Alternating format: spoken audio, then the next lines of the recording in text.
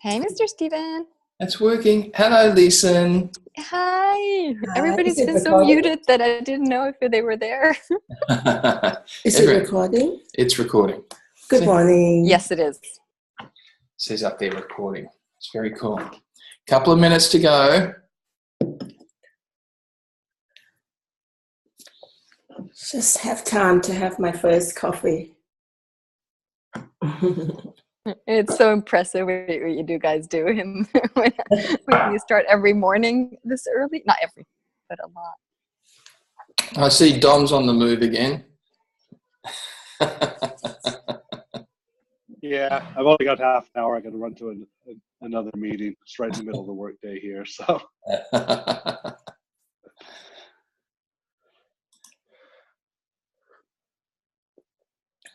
okay.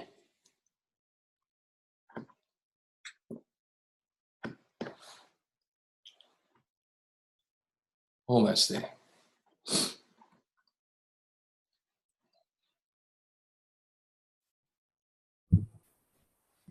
Hi, Steve and Hello. Juditha. Hoi. Oh, there they are.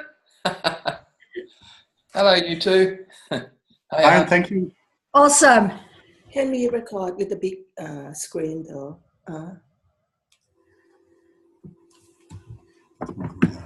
Like that? Okay, yeah, that's That's better. better. Because is it recording with a big screen? It looks like it. Yeah, it looks like it. Looks good here. That helps.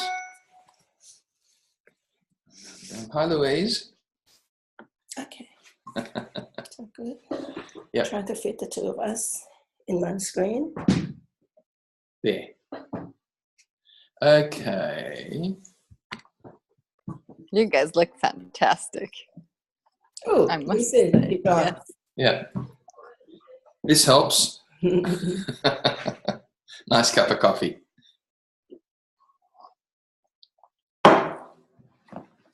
Okay, it's right on the dot of 6:30. Welcome everyone to this taster, this introduction to prosperity and wealth. And thank you from all around the world for joining us this morning. It's quite early here in Australia, but we've got some very, very exciting stuff to have a chat with you folks about over the next couple of hours. So the whole purpose of today is to really unpack prosperity and wealth and to give you a taster of some of the tools and some of the ways of looking at things that might actually assist you with looking at what is prosperity, what is wealth for you in your own life. So I'm going to throw over to Chutissa to start us off on this conversation. First, can you put the people up on top instead of the side? Is that how I do you can. do it? No, sorry. That's fine. That's okay. Just technical things. Well, the whole thing is, the title is Prosperity and Wealth. And what we would like to create for everyone is the space that you could actually be that. Because prosperity and wealth is not a concept. It's not a construct.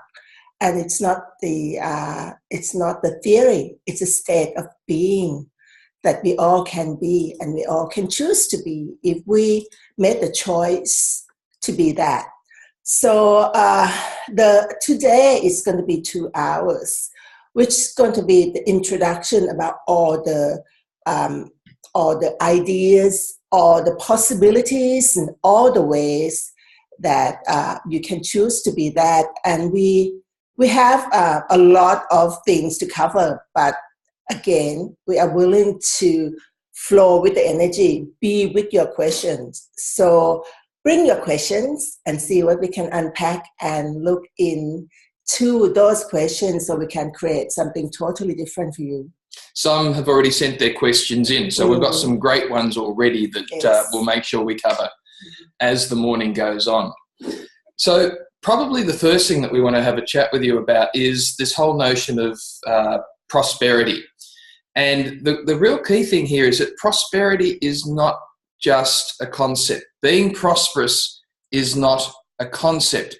It actually is. And what we find is that people try and define what being prosperous is. What is prosperity? How do I know that I'm being prosperous? And the difficulty with trying to define it is that you immediately limit it because it is much larger than most people expect. The whole notion of prosperity and being prosperous is really tapping into that infinite energy of everything is possible, everything is easy, everything is available to us. Really, the only thing we've got to do is get out of our own way. It is not about linear construct. It's not. It's about energy. So if you are willing to see that what we are going to be talking about and what we are going to be working with people in the next 3 months is about being the generative energy, space, and consciousness of what being prosperous and wealthy is. It's not just about the money, but we're going to be talking a lot about the money because money is the things that will create more choice for us in this reality. So we'll look at how we can use that to work for us, how we can use this reality to work for us. So we invite you, as we have these conversations, to look at the questions that you're going to ask and really expand out those questions so that they look at things from maybe a different space. Now, we'll be happy with any questions, of course, from you, but start to tap into this whole notion of prosperity and wealth as being much larger than what you've expected it to be, because from that space, we can actually start to explore it in very, very different ways. I think the first key questions that each and every one of us must ask ourselves are, do we really believe that is it truly possible for us to be prosperous? Is it truly possible for us to be wealthy?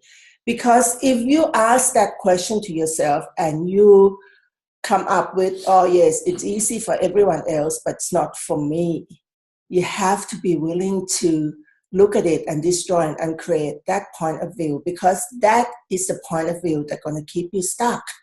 Unless you are willing to be brutally honest to yourself and actually look at it and say, I still have a point of view that it is not truly possible for me.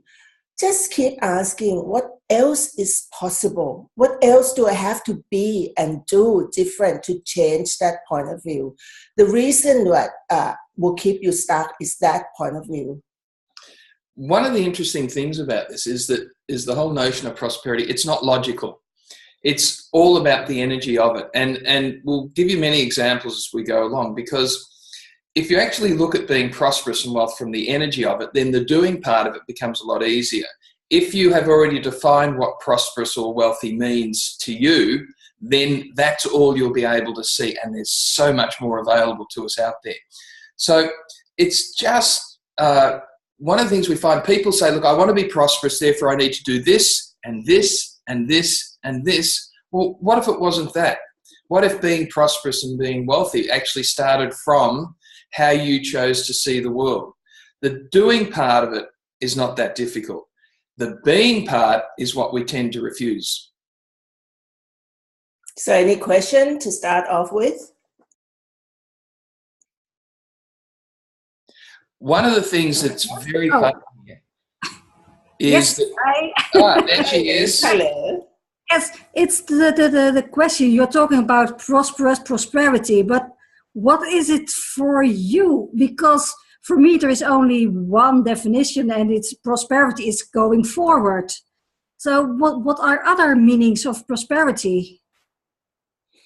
You know what? It's not about, like we said, it's not about the definition of it. So everywhere that you sense that you have to get a definition for you to be able to be that, would you be willing to destroy and uncreate that, please?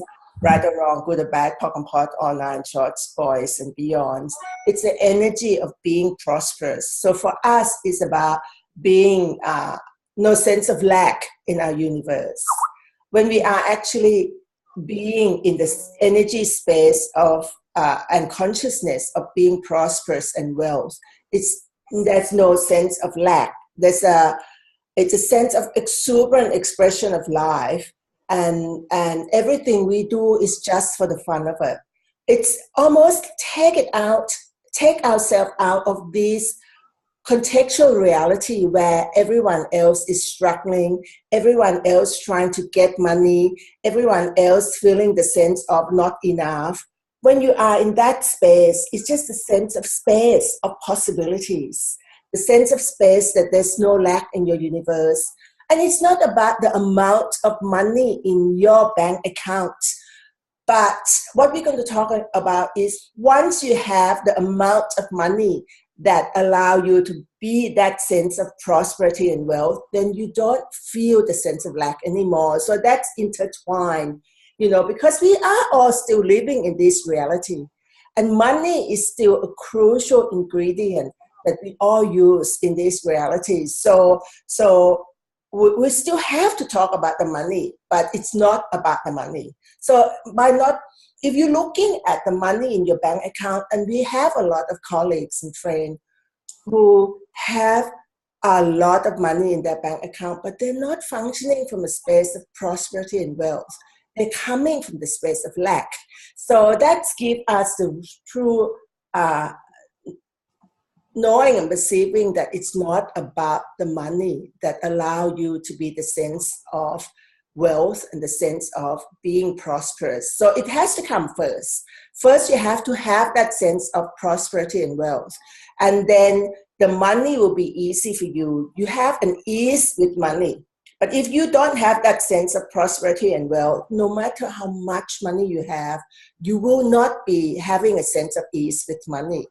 Are you willing to see that the energy space of consciousness of no sense of lack in your universe must come first within you? You have to step in and be that before you can accumulate obscene amount of money in your life and have an ease with it.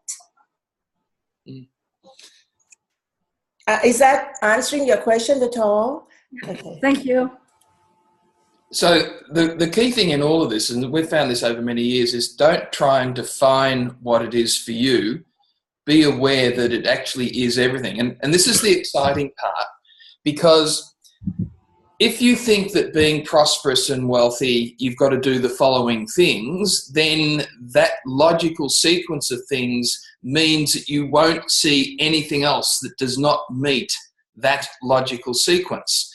And we've found in our own life that increases in money, increases in possibilities, increases in bank accounts have come from some very weird places. And one of the things that allowed that to show up is that we don't have a defined view of how we must create the money or create the prosperity. So it's not logical, it's not linear, and if you are willing to play with that, then you will see the stuff that is out there right now, knocking at your door, waiting for you to be aware of it so that it can come and play with you. So the first question that we have for each and every one of you to ask yourself, up to now, has it been any space for you to actually sense that space of no lack in your life? Just tap into that space. When you have a sense of space of no lack, when you don't worry about money, when you have a sense that everything is truly possible that you can create and generate, that's a space of being prosperous and wealthy. Now, if you never had that experience, if you can't even tap into any space that you had that, please don't judge yourself, because you might not have been invited to be in that space or to be aware of that space. So, but for those who actually been in that space a lot, just tap into that energy of what it is. And for those who haven't, please don't judge and say, what would it take for me to now being able to receive and to be aware of that energy? And from this moment forward, you're going to be asking for that. Show me when that space is the space of no lack and space of abundance and space of exuberant expression of life and abundance in all things for me. So those are the energy that I would love you to play with, to be able to be the question, to be able to ask, am I being that? Is this a sense of no lack? Every time you feel that, I don't have enough money. I need more money. I need to get more money. I need money to pay the bill. That is not the energy space of consciousness of prosperity and wealth. But if you sense that, wow, this is such an amazing day and all things are possible for me, and what else is possible? What else can I create and generate today that would create even greater for me? That would the space that you keep asking, that will allow you to see the space of prosperity and wealth. And from that space, and we know this from personal experience, from that space, anything is possible. So you can take anything that happens, anything that occurs, anything that you think has happened to you, and you can totally turn it around from functioning in that space, because what that does is allows you to actually create. And we'll maybe tell you some stories later of some things in our life that have actually shown up that show that this stuff is not just a concept; it actually works. This is how life is. We have created the experience ourselves. Whether it's consciously created or not, but we did. We actually created space when we younger, when we first got married, to create a space that we had absolutely no money to live. And then we could actually create it and expand and generate it. So that is truly possible. And we can confirm that it's truly possible for anyone to be and do that if you choose. Now, I'm going to throw over to Josephine, who's raised her hand on the screen. One of the things I just want to make sure that we make a point of here is that this is not linear. So there is no path to prosperity. It is all-encompassing. And the reason for that is because there is so much out there that is available to us in how to actually create money, how to create our life from a different space. And if you think that you've got to have some real estate, you've got to have this and you've got to have that, that's a bit too linear. They're all just tools to enable us to actually be prosperous. So, Josephine, do you want to come online? Let's see if Sure. she's... Can you hear me? Hello. Yes, we have. Okay. Hi. You guys are so lovely. Thank you. So I remember when I lived in New York City, I felt so wealthy, even though I wasn't. And now that I'm living in an area where there's a lot of, I don't know, I call it poverty consciousness. I definitely started to entrain and become that, and finally dug myself out, and I'm here on this call. Yay me. How do I stay out of that land of everybody else's stuff?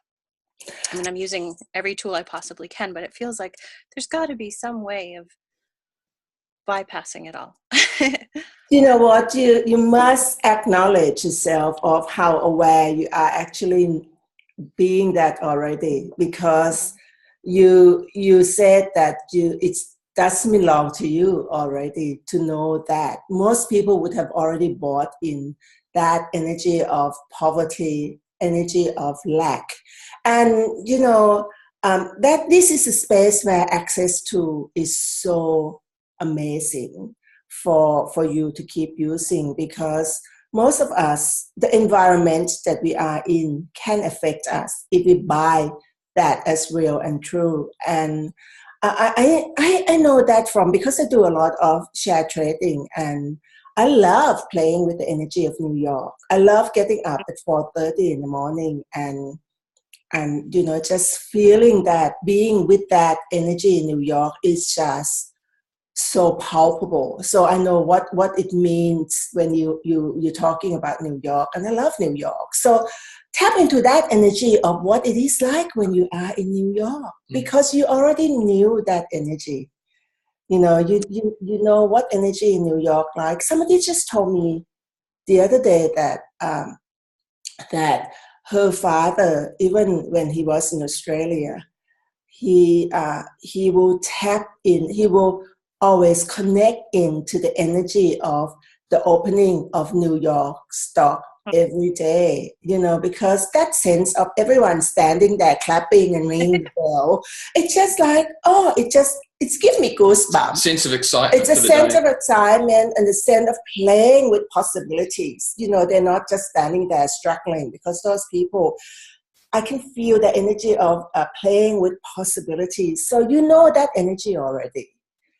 Tap Thank into that energy of what that energy of possibility is, because really, truly, there's not too many energy that give you that sense of excitement and goosebump of people playing with possibility. I don't even talk about playing with money, really, because those people are truly playing with possibilities. So tap into that energy of money.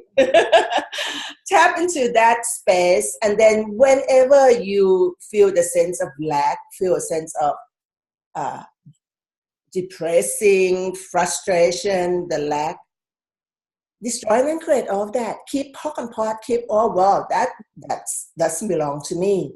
Because, you know, things about lack and scarcity, it's just creep into our reality, and it's almost like can take over us if we are not aware of it. So so I would say, what generative energy space consciousness can my body and I be that would allow me to be the energy space of consciousness of prosperity and wealth that I truly be.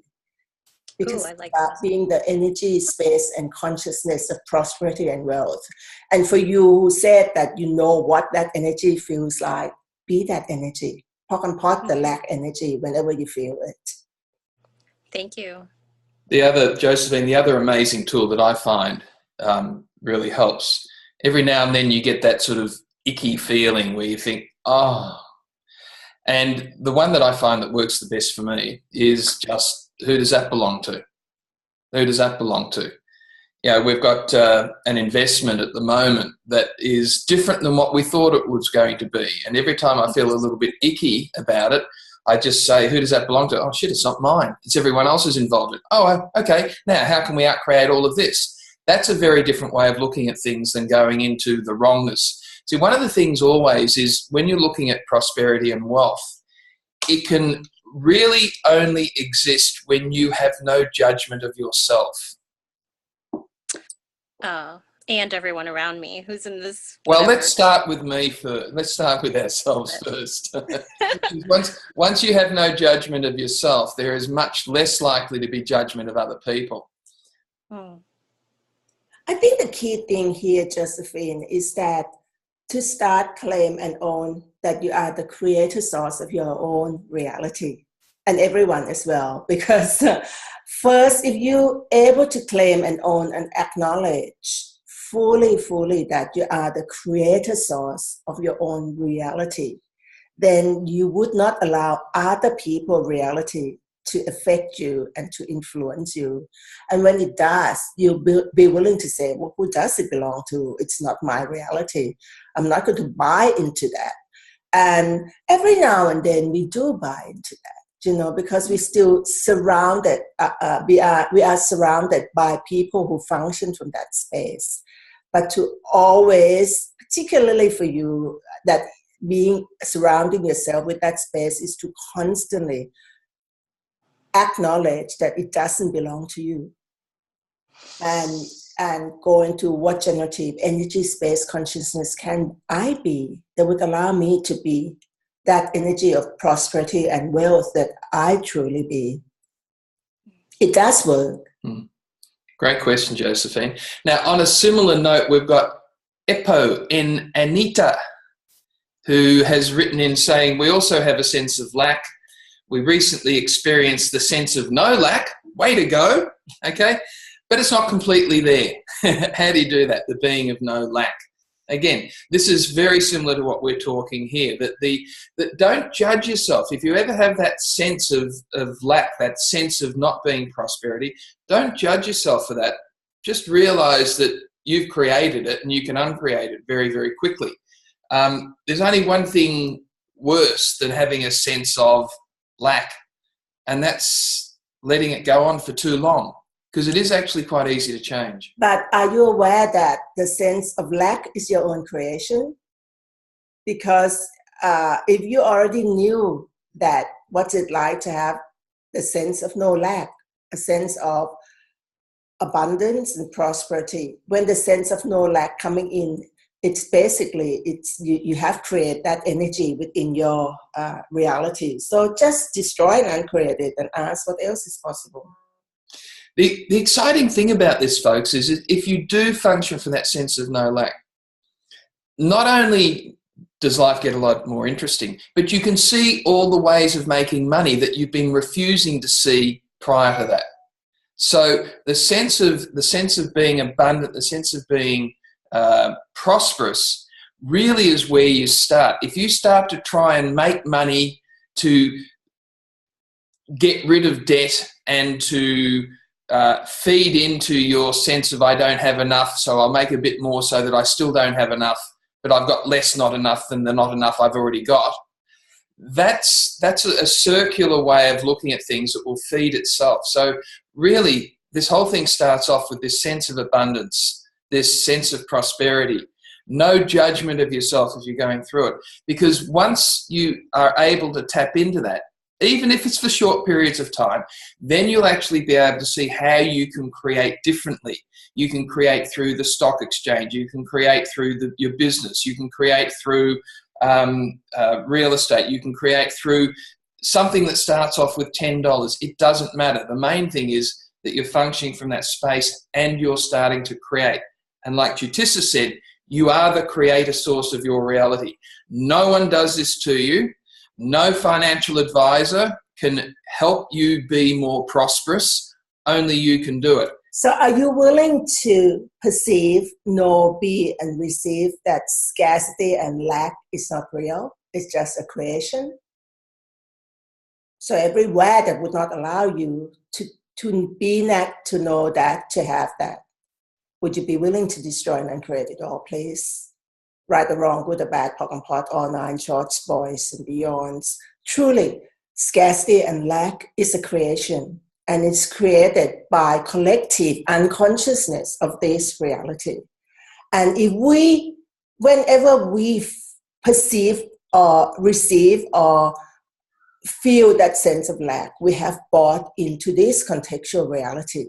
All you have to do is get yourself out of there. You don't need to be there. And don't judge yourself when you find you are there.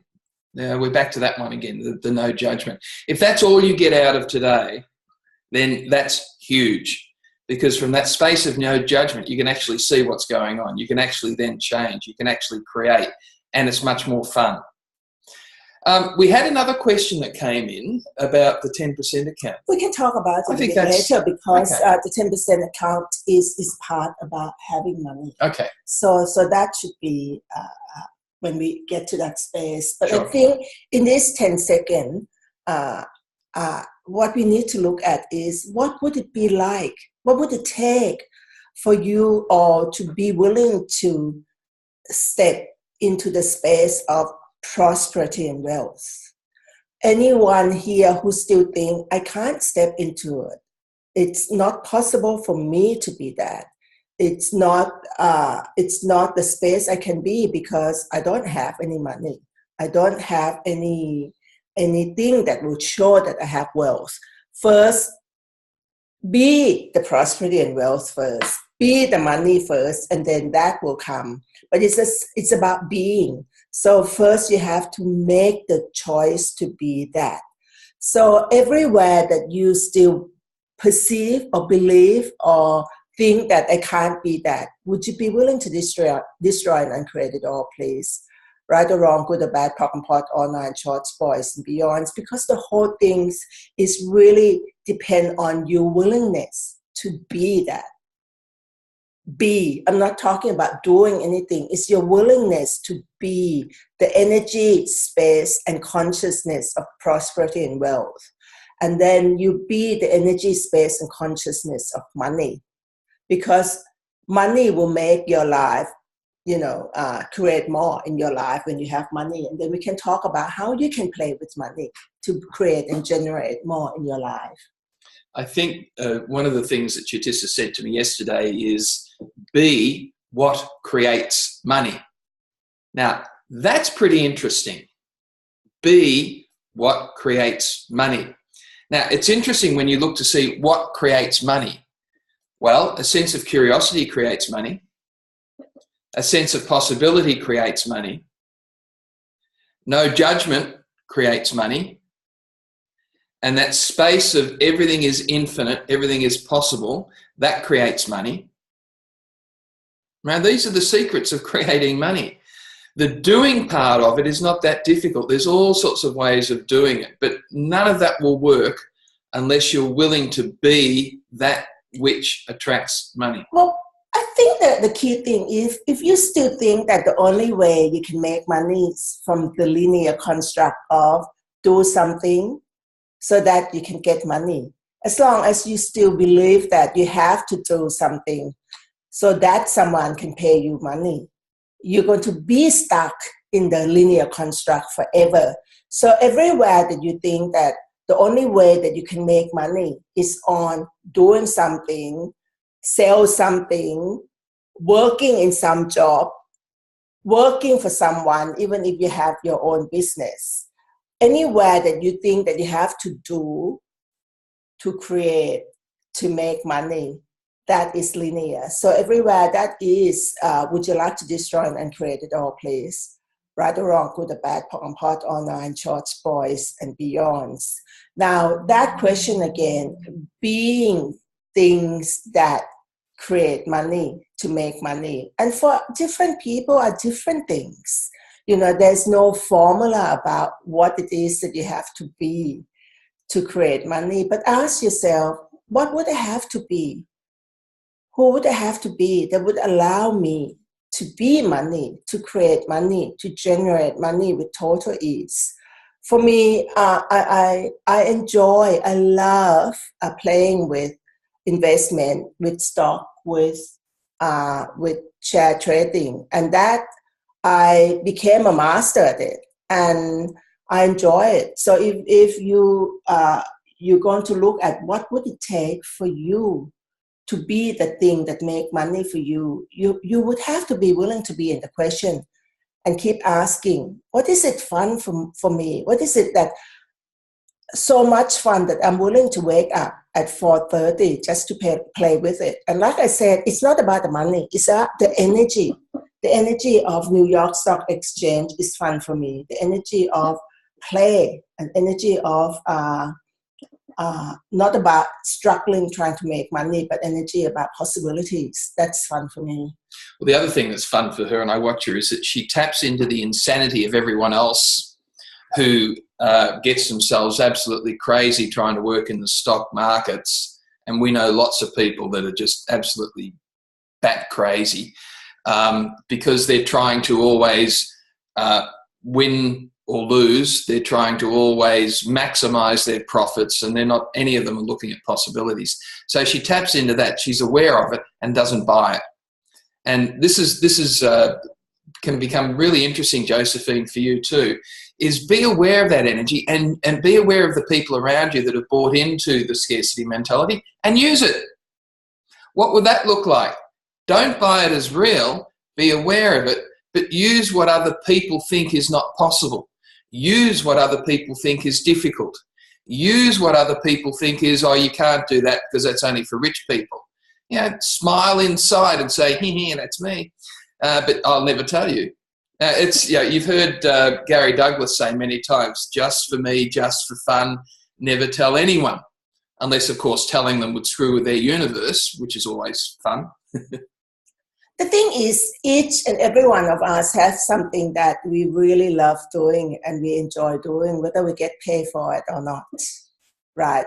So first you have to become aware of what is it that you really love doing so much and you enjoy doing so much, whether you get paid for it or not. And from that space, then we can say, so, okay, so since I enjoy doing it, what can I use this to my advantage? What can I do that will allow me to make obscene amount of money with it?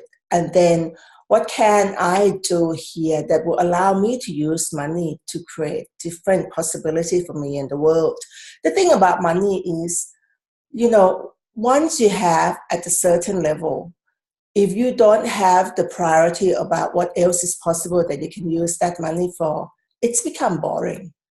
You know, money doesn't have purpose, but money, if you have a lot of money and you don't actually be a contribution to create anything with money, for what reason would you have money? And it's not about trying to prove anything with money. It's about how can you create with money? And the whole conversation here is about creating with money, about creating, how you can create your life, how you can create reality, how to be the contribution to create a better world for everyone concerned. It's about creation with money. It's interesting for those of you that have your own business. One of the things that we invite you to look at is what is the role of business? What is the purpose of business? And the most exciting part is when you start to recognize that the real purpose of business is to create change. To create change in your life, to create change in other people's lives, to create change on the planet. And if you actually understand that the real purpose of business is to create change, money is just a byproduct of that. Look to see what change needs to be created. Look to see what change you are already creating. If you believe that you are not creating change, then you have just destroyed all of the change you have been creating. Did you get that? Once you've judged that you are not creating change, you then destroy all the change that you actually have created. So if you're willing to look at the purpose of business is to create change, what follows from that then is, so what change is required? How do I know it's changing? Where do I find the people that we've had an impact on and find from them what change has occurred for them? In the business world, they call that strategic positioning, strategic advantage. But truly understanding that the purpose of business is to create change is a very different space. Then you're always looking for how, where, when can I create change? And from that space, your business can never languish, can never fall into boring. It can never fall into I'm doing it just for money. It will always be exciting for you. And for some of you who's been coming to many of our talks and classes, you would have heard that we often invite you to see that your life is your business. Living is your business. So if you want to know more about that, you can ask us a bit later, but we just want to plant that seed, that what would it be like if you start looking at your life and living as the business. But like we said before, there's no secret formula, but this first ingredient that's so crucial for everyone if you want to function from the space of prosperity and abundance and wealth is that being committed to you. That is the only ingredient that will create change and create different possibilities for you, making a commitment to you and to your own life.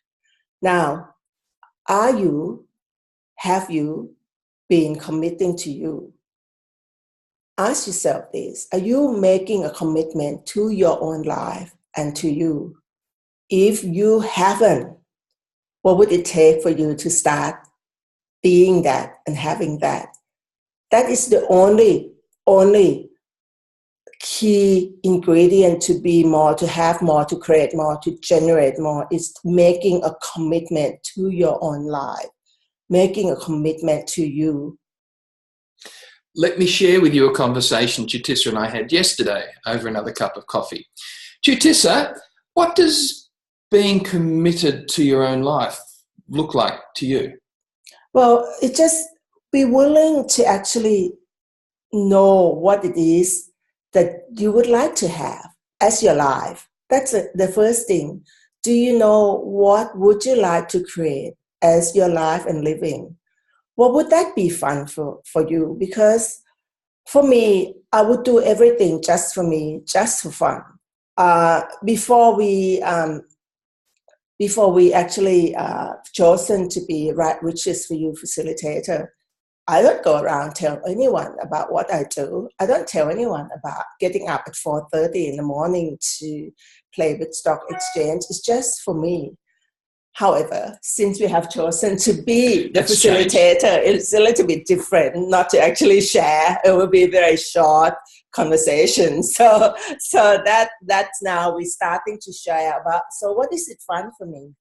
And there's so many things fun for me that it's not linear, and it's not one things that I like doing. That's why we keep expanding and creating and generate more and more and more business with people, with things, because there's too many things, too much fun for me not to do that. So ask yourself, what's fun for you? Because each and every one of us have so many things that's fun.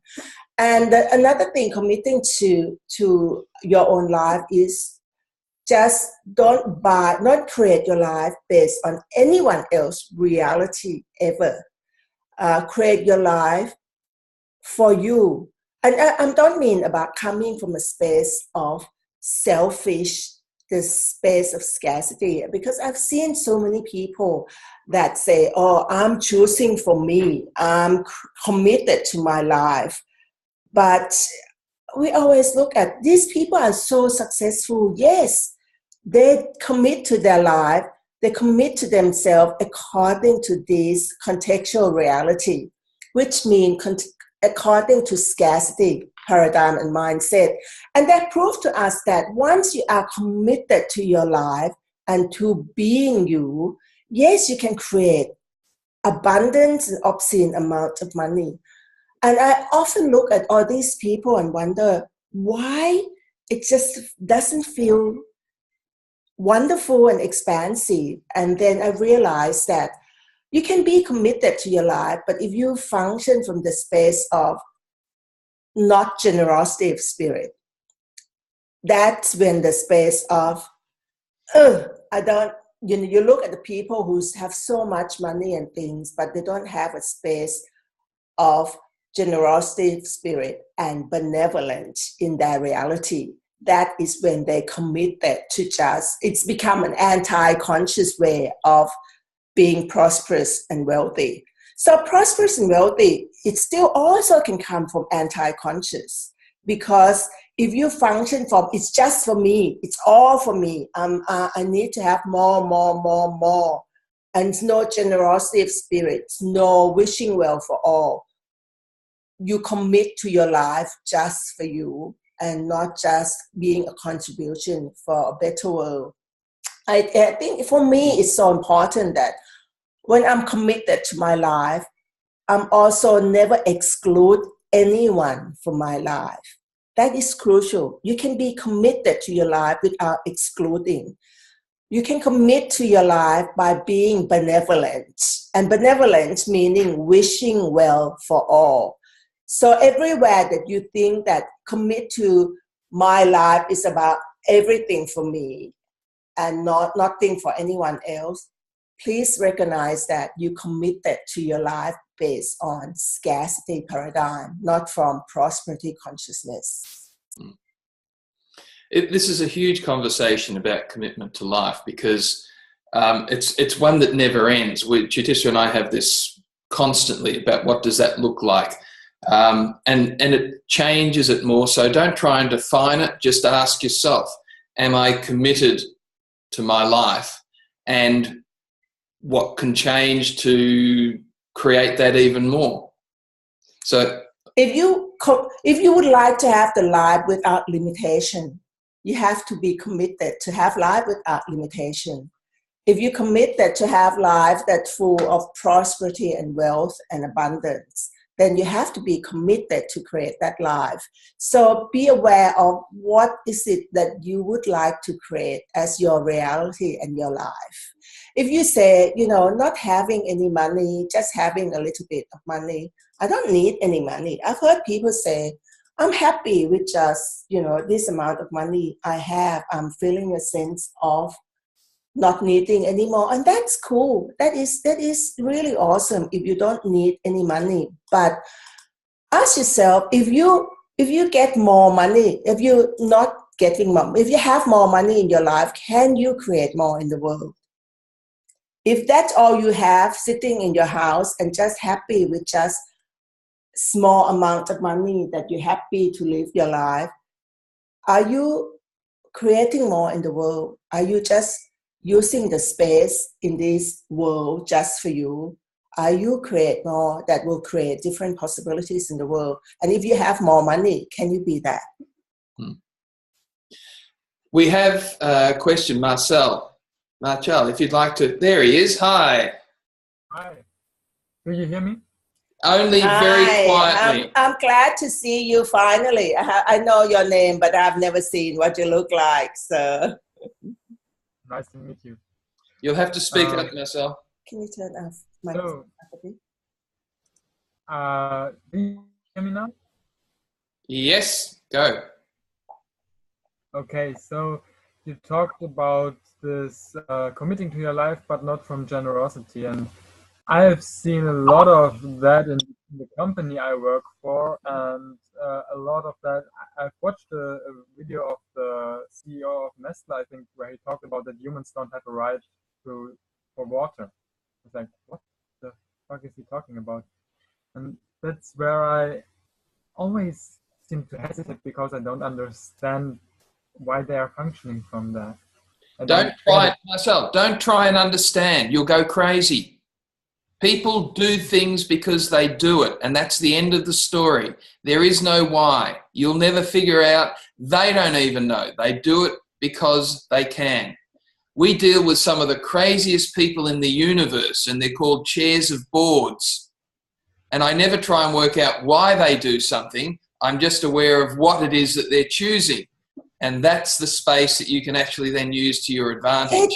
It's all about who each person, each and every one of us choose to be. It is no why.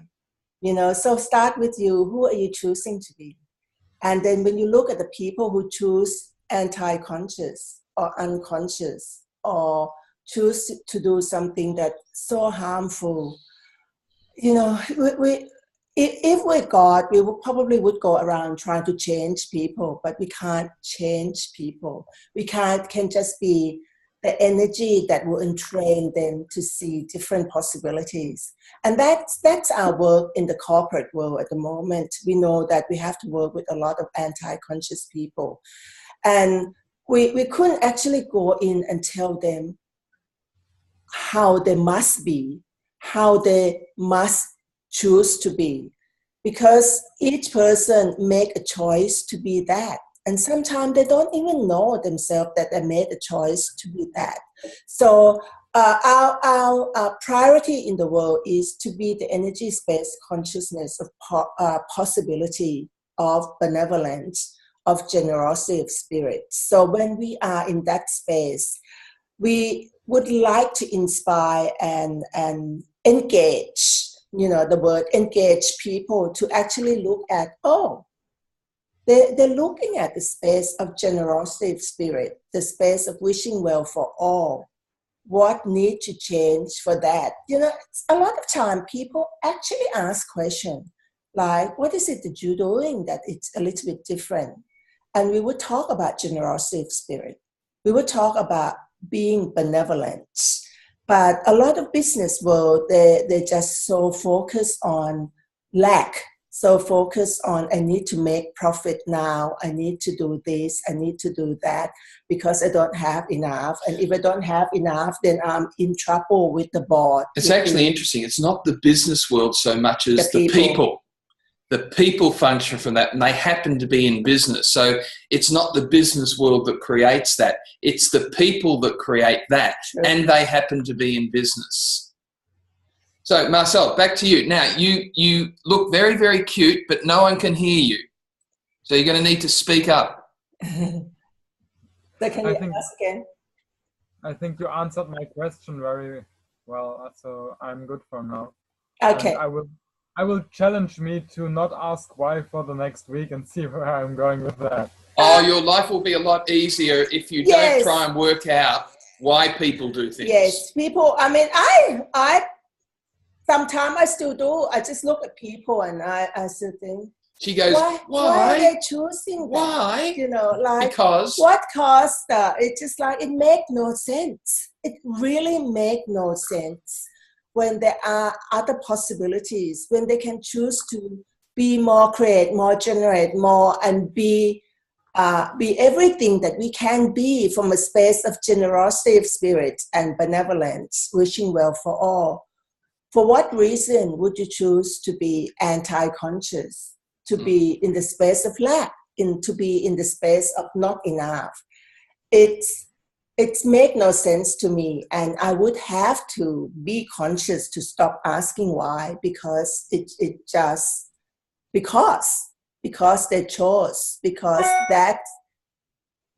that's the way they create their reality in their life. That's why we create these, to invite people to know that if you create a space of lack of no generosity of spirit, no fun, no joy, no abundance, no wealth, something can change. You can change.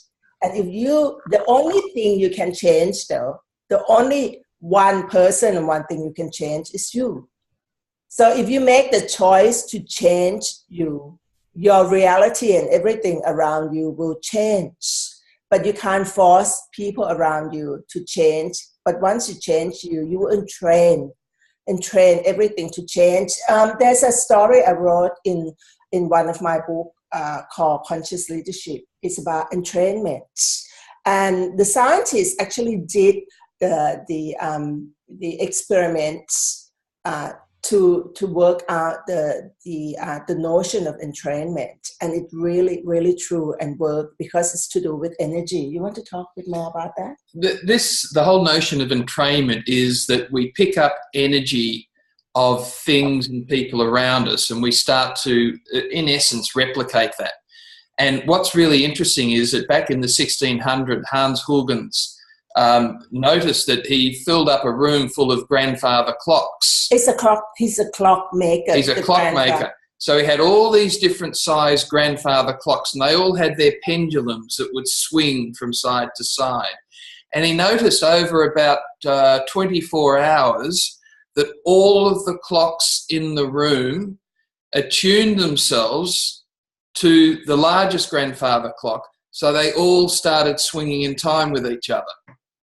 That was what created the whole notion of mathematics, fractals, music. So music theory comes from the notion that of entrainment. Energy entrains. So be the energy that entrains other. Don't try and figure out why they're doing something. So, and if you Google anywhere and read about entrainment and the grandfather clock, you see that that's being proved over and over again. So what would it take for you, Marcel, to be the most potent grandfather clock in the space that be the you are big grandfather clock, that you can entrain other pendulum to swing at the same frequency and vibration as you? Is that the mission? Would you be willing to be that, choose that, and create that in your reality? So everywhere that would not allow that to happen, would you be willing to destroy and uncreate it all, please? Right or wrong, good or bad, POC and POD, all nine shorts, boys and beyonds. Would you all be willing to be the potency of prosperity and wealth, that you will entrain the whole world and everyone that you come into contact with to be that energy, space, and consciousness? Because it is truly possible. And if all of us can be in that space, can you imagine what entrainment we can be? L. Ivy wrote on the things here, can you talk about changing our sense of lack and stepping into prosperity, how that fits in with changing reality on this planet? That's what we're talking about. Be this and others will change. Don't try and change them, just be this yourself. So everywhere that you sense that you have to do something to be destroyed and created all, please, It's about choosing to be it. It's about who you are choosing to be. It's not the doing. It's not the step of step one. You have to step with the left foot and then, follow by the right foot. It's just like I am choosing to be that energy. So the cool things that the question that it will help you is that what generative energy space consciousness can my body and I be that would allow me to be the generative energy space consciousness of possibility, abundance, and no sense of lack in my universe with total ease. It's a choice that you have to use to do that. And that generative energy space consciousness question, the tool from Access Consciousness, is so amazing and wonderful. That is one tool that if we all choose to use it, it will totally change your world, will totally change your reality in your life. So you can say, what generative energy space consciousness can my body and I be that would allow me to be, and put anything behind that. Because that's about being the energy and space that change everything. I mean, the key thing, if you can't think of anything else, you would say, what generative energy space consciousness can I be that would allow me to be the infinite being with the infinite choice and infinite possibility that I truly be? Because we are already an infinite being, but we're not claiming, owning, and acknowledging it. And that generative energy space and consciousness tool will allow you to tap into what it is like to be at energy. It's about being out of control, out of definition, out of form, structure, and significant. And if you can choose to be that space all the time, your life will change. You just can't help it but to change. Mm. So, who was it? Lawrence Favier said, be the invitation. One of the things that we don't, be the invitation in this, and don't expect anyone to get it. So I've got a family member, for example, we're constantly being the invitation, and she just doesn't get it. She will probably not get it. And don't expect them to get it. And don't expect anyone to get it. So be the invitation, whether or not anyone accepts the invitation. Be it anyway, because then you're an invitation to yourself. And this is this generosity of spirit, where you're being this generosity of spirit, whether anyone gets it or not. So, now, Jackie McLean. Hi, Jackie. Now, I'll come back to Jackie in a minute because I know Leonie's been raising a hand and it's been going like this for a while. Leonie, do you want to come on and ask or make your comment? Yes, thank you. I have a question, and I wrote it down because otherwise I could have forgotten it. What can I do to get out of the clearing modus and start creating? It is a topic that I've been working around since the beginning of Access, and I don't seem to get around it. So I thought, well, let's have a go with that. So what was the first bit? So have you actually been just clearing but not choosing to create? Is that what exactly. Okay. Yeah. So it's not a step. You have to clear and create at the same time. Clear, create, stir, start again. Clear, create, stir, start. So yeah, I know, but I seem to. Yeah. Sorry, Sorry, go ahead. Go ahead. Leonie, go. Okay, thank you. I seem to be stuck in the clearing thing, and I asked a question about it, and I have the sense that it might be around having the idea that I'm not good enough to create what I want. So do you know what you would like to create as your life and your reality? Yes, in energy, not necessarily in words, but yeah. But so do you know that when there's that energy that that you sense that you just do it? So you don't actually know what it is, what it looks like, but you know the energy of it, correct? Mm-hmm. Correct, yeah. So what would it be like if you play with it that for today, that if something that matched that energy, you would do it immediately? Because a lot of us thinking, I want to create something, but I will wait for the really right thing to come along before I create it. Exactly. So most people will just wait to have, I would like to put the whole planning in place, and when that come along, I will create it. What if it's just one step, one simple thing a day that, that thing that's come into my awareness, something that possible out there that match the energy that I would like to create as my life and living. Do it. What would stop you from doing that? So anything that stops you from doing that, pop and pot, destroy and uncreate, and just do it. Just do it, because that is a key thing. There are people who just sitting there and poke and pot and say, I have awareness and I'm choosing. You know, when you hear people say, I'm choosing, it's a choosing, but never actually nothing changes. Taking action. You need to take action to come after choosing. So would you be willing to just whenever match that energy, just do it, and whether it's create anything or not, at least you take action to do something with no expectation about how it's supposed to look and how it's supposed to create. A lot of us go in, I want to create this, and then they have an expected outcome, and they have particular way of what is supposed to look like and what is supposed to be like, and if they don't match that and get that, they judge themselves about they didn't actually achieve something. What would it be like if you just play with it and just do one little thing? You know, think that, that matched my energy, I will do that. And then once you finish doing that, you know, the funny thing about choice is when you make a choice to do something, people think that you make one choice. No, you don't. Every time you make a choice, you create multiple possibilities with that choice. Are you willing to see that?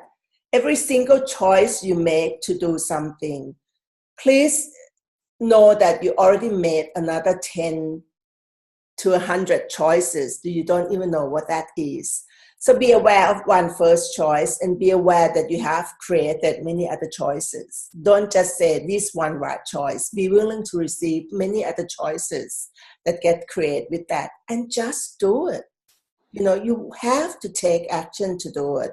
And once you do that choice, and whatever the outcome that you receive from that choice, don't judge it. And then you're going to be aware of many other choices from that. Then do another one that from awareness. But you must keep on doing to create that space. Unless you take action, you will never create it. You will be just keep on, you know, clearing and no creating. Yep, I got it. There was a wonderful lady who came to one of our master classes in Dubai, and many of you will know her, and she had a little baby, so cute. And after the first day, she then actually committed to her life. She got over the clearings and so on. And so she created her first blog, did it during class, created her first blog. And then from that created other choices. And now she's unstoppable. But it all starts where it starts. And too many people, not you, Leonie, but certainly a lot of other people, use the clearing statements as an excuse to sit back and wait for the universe to show me what I need to do. No, bugger that. Get out and do it yourself. Because it doesn't matter. No matter what you do, none of it's going to be wrong. None of what you do is wrong. It may be different to what you wanted it to be, but if you judge it as wrong in any way, then you will not see the things that it actually has created. I think this is the next question. There's so many questions coming through that I'm sorry if we're missing some because it just run through quickly. But this one that from Susan Lasaha. Hi, Susan. Susan says, in her own special way, can you talk more about where and when can I create change without getting microscopic, without focusing in on just the little things, not the bigger things? So Microscopic, I wonder what that means. So how do you not micromanage? How do you not just focus on one tiny little thing and actually look at what is much bigger about it? Susan, are you here? I am here. You are. Okay. Why don't you choose to speak to us? Well, I have a question. I know. I can't believe that you didn't actually talk. No, I didn't want to interrupt the flow. Also interesting. So when, that stemmed from Steve, I think Steve was talking about the who, what, where, when, how, and why of creation. And from that very interesting topic that you're really opening up about generativity and change and being that change. And we are here to create change. And so I guess the question that I would have is, in listening to all of this and kind of ruminating is, what is this, there's a way to be without being microscopic, without, with noticing the details and being aware of what creates greater without drilling down. Does that make sense?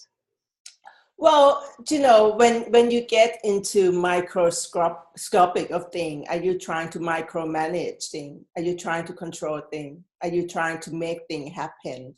No.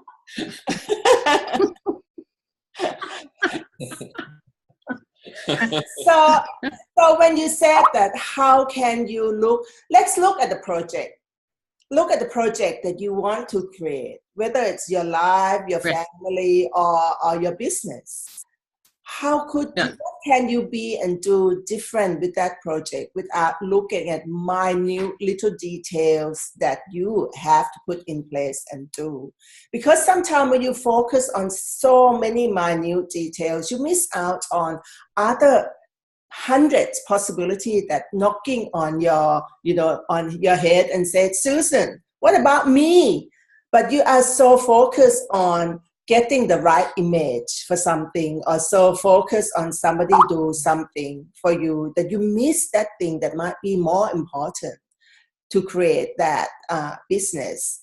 For example, we have to, because we have a lot of business going on at the moment, and we just formed another one last week, so that we have to open our awareness up to look at the possibilities for everything. If we put our focus on just one tiny details about things, we miss out on so many things. And each project that we do require so many level of things that need to be done. We can't put our awareness into just one thing to make it happen.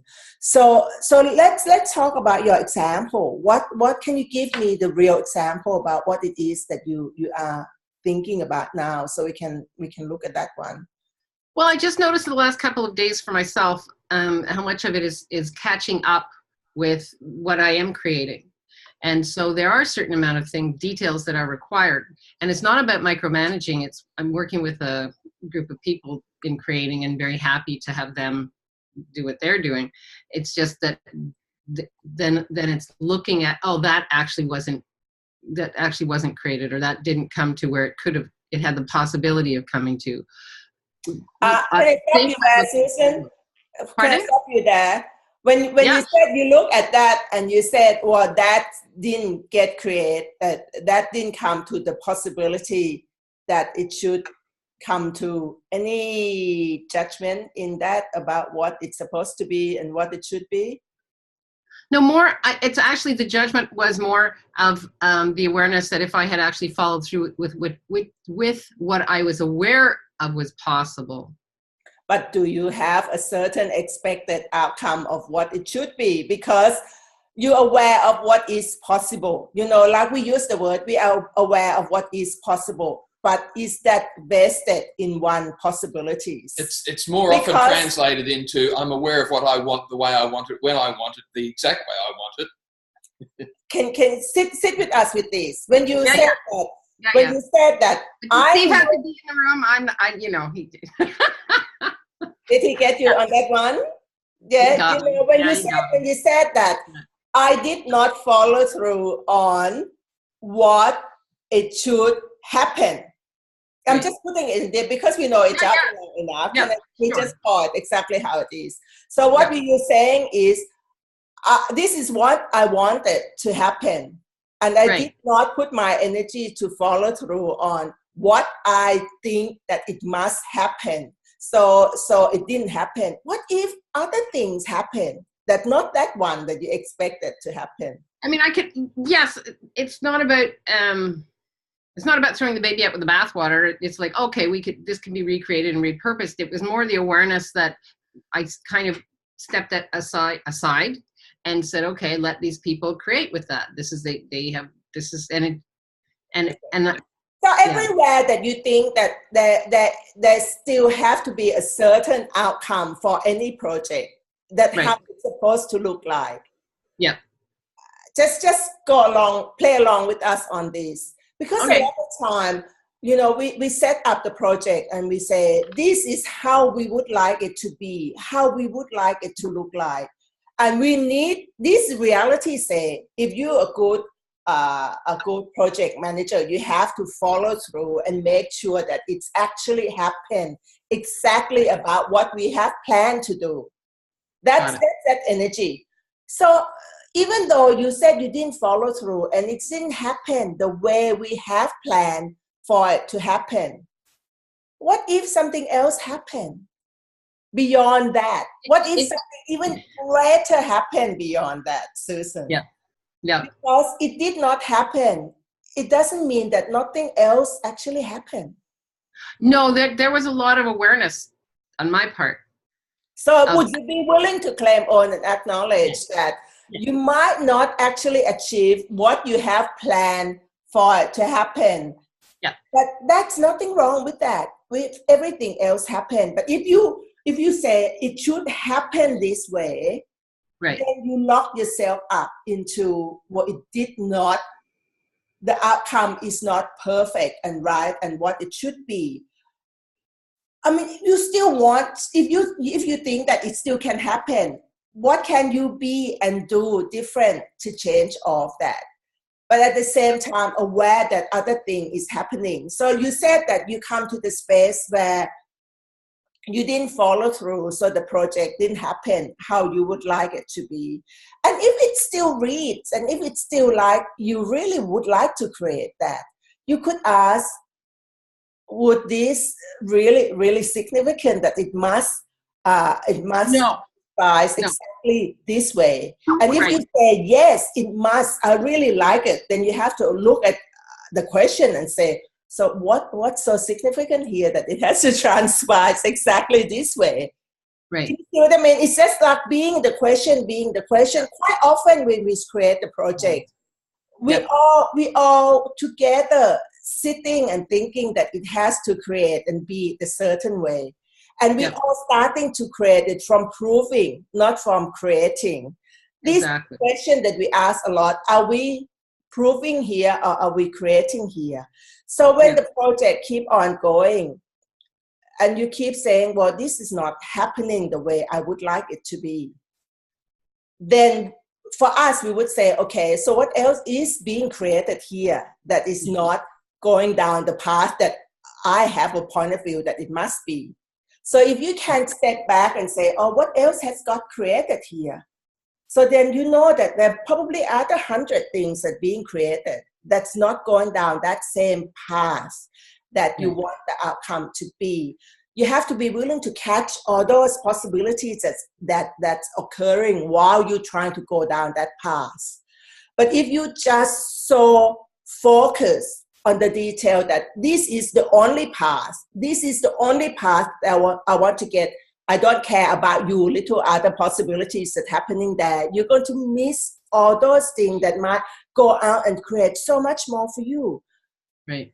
I'm still not saying that you should ignore the path that you would like, still be aware of that path, but you be aware that other things that get created with the choice that you made to go down that path. And then look at that path that you're going down and you judge, or you know that it's not creating what you would like to have. The question you would ask is that still worth creating? Is there something something else that creating around that I should put my energy and attention to instead of trying to push down this path. And if I'm trying to go down this path, what am I proving? Right. If you know that the energy is not there, but you made the choice to actually achieve that, but you know that it's not, energy is not there already. A lot of us still doing it from proving that I don't want to fail, because if I don't keep on pushing it, I would look like I fail. What if you look at it and said, well, it doesn't rate anymore? Correct. Yeah. Yeah. So, Susan, a couple of things I find really useful. Yeah. Because I love the question, how do I create the change without becoming microscopic? And there are certain things we've got to do that, in the absence of what I'm about to say, can tend to become microscopic. So the two things that I find work really well for me is, number one, if I'm doing something, I want to create change, but it looks like it's becoming detail, then I will ask myself, so how can I turn this to my advantage? What else is possible here? How can I take this little thing and make it a big thing? Not a little problem, make it into a big problem. It's a little. So what am I doing with this little thing? How can I turn it into something that is much greater than what I thought it was? So that's the first tool. The second one that I use is, and how can I make this easier and more elegant? And so we've got in our office, I've got this whole wall that I have painted in whiteboard paint. It's very cool.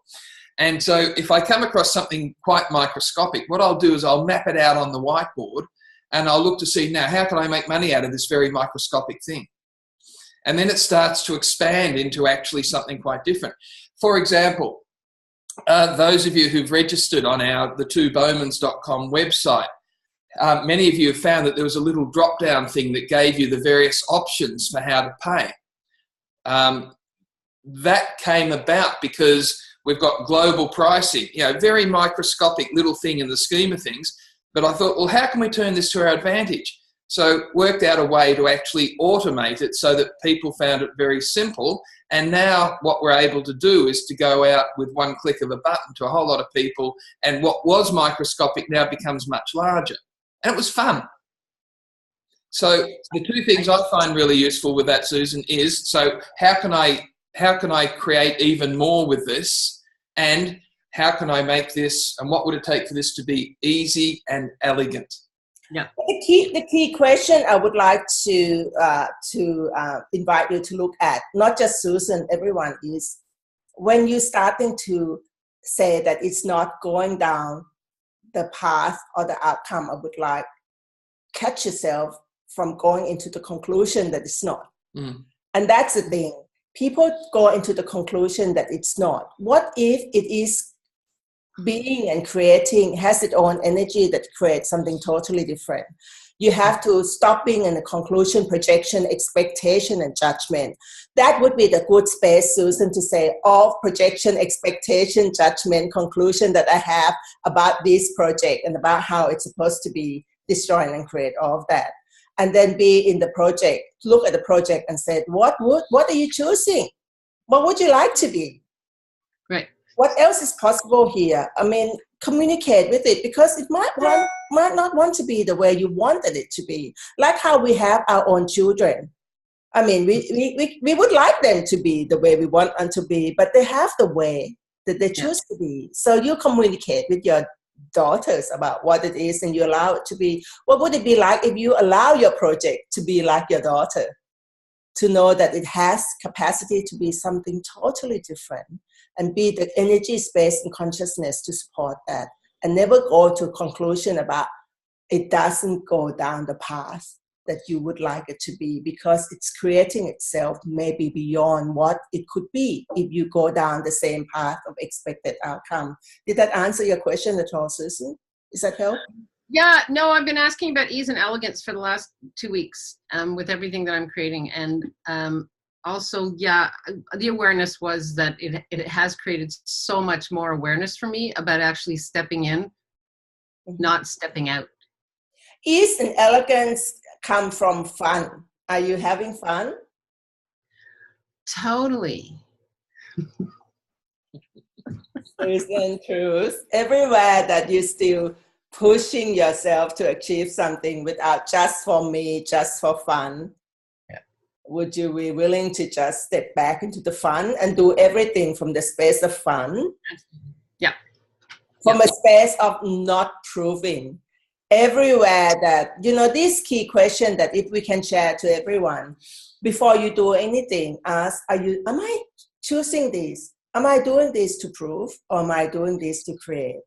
And we all can feel that energy. Whenever you're going to make a choice to speak to someone, whenever you make the choice to use the money for something or create a project, am I creating or am I proving?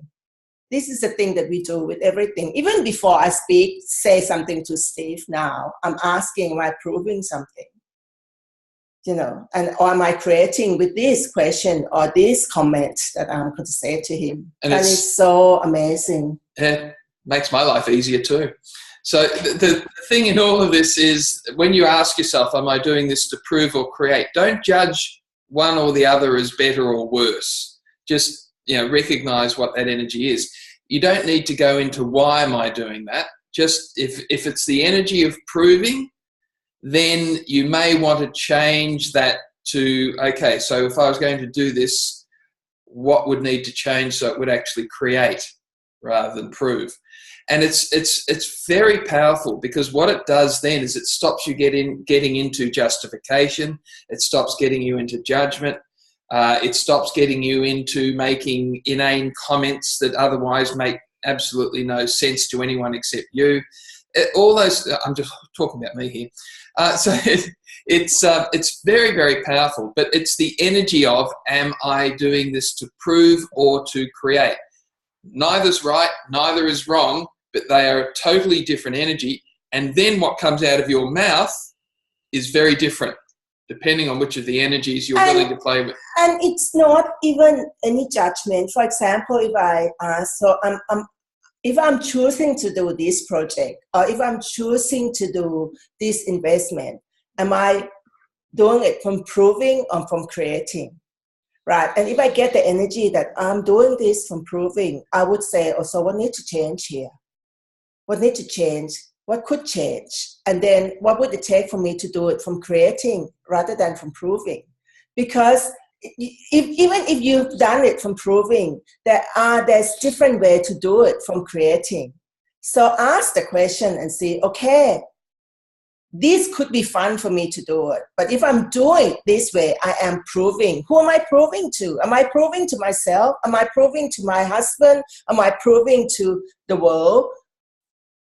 If that is a yes to proving, what can I be and do different here that allow me to do it from creating, and be willing to receive that awareness of what would it take for that to happen? This is huge for any of you that have clients. Before you talk to a client, or in the middle of a conversation with a client, or before you send them an email, or before you respond to something stupid they've asked you to do, right? Ask yourself, am I doing this from the space of proving? Am I doing it from the space of creating? For all those people who's consultant, you have to submit proposal and all these sort of things to client for them to see what you are going to deliver to do for them.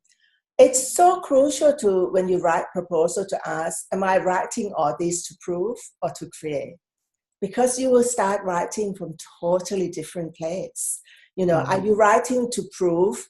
Then you're just going to be writing like everyone else. Justification for why they should choose you, because you're being the chosen one. But if you're writing the proposal or pitching for the project or do anything from creating, from engaging, from inviting, it's totally different place. And I just came back from Right Voice for You facilitator class, and this one thing that Gary was talking about, it just totally even changed the way I'm writing the book now. Is it's the difference between engaging and inviting, because we are thinking about being invitation, And what he said is engaging. If you're engaging, you are an invitation anyway.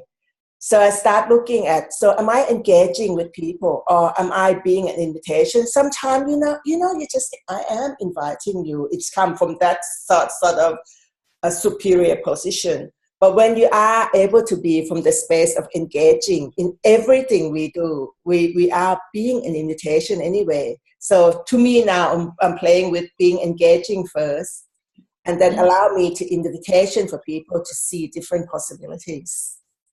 So what would you be able to have, create, and generate in your life from a space of engaging that allow people to see you as the invitation to be something totally different that will create different possibilities for them as well? Thank you. I love it. And unfortunately, I am facilitating a class in 5 minutes, so I'm going off to engage. And thank you for this engagement. I'm so glad to catch you. Chitiza, can you talk a little bit more about engagement, how that looks, or if you have any more examples about that? Well, engaging is, like when you go into the party, for example, you go into the party, you can walk in and have that energy of, look at me, I'm so beautiful, and I'm here and I'm inviting you to different possibilities. Or you can go in and engage people, talk to people, be the question, asking them about them. Being interested, not interesting, is engaging.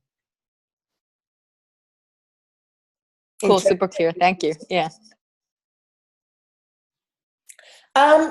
We got the question in by email about asking us to talk about 10% accounts.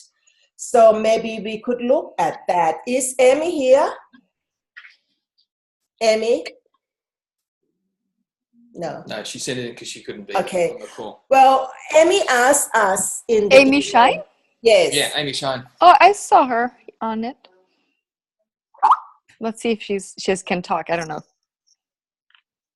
That's okay. That's okay. We'll talk about it. Okay, so the part that we would like to talk about it now is about creating money, generating more money in your reality, in your own life, and what would it be like to be able to have ease with money? What would it be like to have a capacity to create and generate with total ease? And use everything in this reality to work for you. So would you like to go in and talk about creating from having money, not getting money, creating from generating money instead of trying to create and get money? And the 10% account is the tool for that. So go in and talk more, because too many people misidentify, misapply what the 10% account is, and they lock themselves up into the space of obligation, of doing obligation of 10% account and trying to prove something with 10% account, destroying and create all of that. But the whole thing about creating more in your life, committing to your reality in your life from creating more wealth, more money, is the willing to have money. Ask yourself, are you willing to have money, or are you just going out there to get more money for whatever so you can spend more? Most people getting money to spend instead of having money just for the energy space consciousness of having for the fun of it. One of the things that Amy, and we know Amy's online, she just can't speak at the moment. One of the things that we find is that people will look at your 10% account and say, oh, you should put that into investment so that you can make 15% or 30% or whatever it might be on that. And that is cool if that investment is not volatile and skill investment. What we're talking about here is that the 10% account is about the tool to allow you to know what it is like to have money.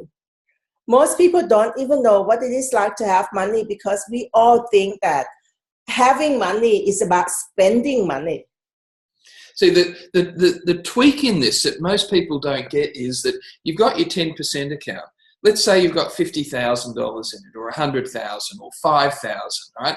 And someone says to you, "Oh, you should be using that to, get interest on it."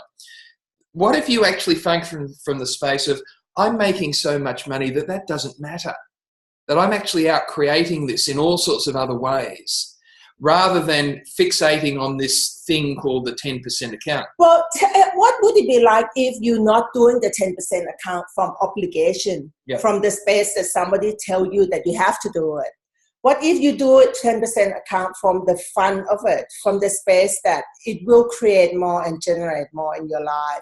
So everywhere that you're doing your 10% account from proving, from obligation, from trying to I was told to do it. I was told to do it, and this is the only way. It's 10% account is about honoring you. 10% account is about allow you to know what it is like to truly have money without worrying about not having. So everyone have the amount of money that they need to have in their reality for them to feel at ease with it. That is a tool for you to play with, because in reality, what would it be like for you to have ease with money anyway?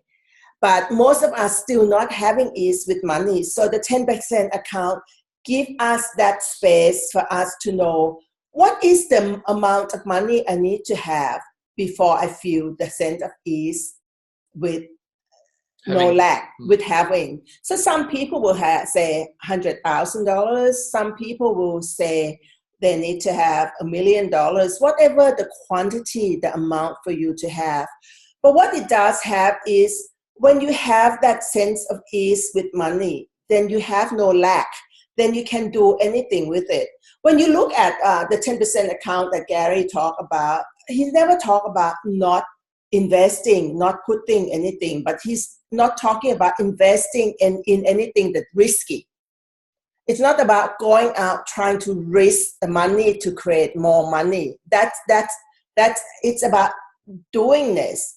He still said that you can actually put that 10% account in something that what we would call secure asset, security asset. Security assets mean it's a long-term asset that it allow it to grow, expand, and compound and be more. You can put that something in there it has a liquidity, meaning you don't want to put something in the high risk generative wealth asset that you have a chance to lose. This is about compounding and building more wealth. So you can look at it and say, oh, it's keep compounding, keep creating more. It doesn't mean you can't invest. But if you're able to put all those amount of money under the bed and feel so happy and so ease with it, because you know that you can create more and generate more with total ease, then you're not going to worry about money. But it's never about just putting under the box somewhere. It just be in the question about it. Be in the question about where can I put this money that will generate more, create more, and allow me to be more without risking this money. It's about not risking and getting rid of the money. It's about having money, allow you to sense that, oh, I have this, I do have money. I have the sense of ease with money. And when you can create in that space, you'll be able to generate more and create more. And I mean, if you look at just putting in the bank account, it's so little percentage at the moment. It's 1%. So you have to be, how many percent now? 2% somewhere? It's so little. It's not going to accumulate and grow more. But if you start trying to invest that into more volatile share, the chance that you can lose that is also high. So it's a choice that you have to make yourself. Is this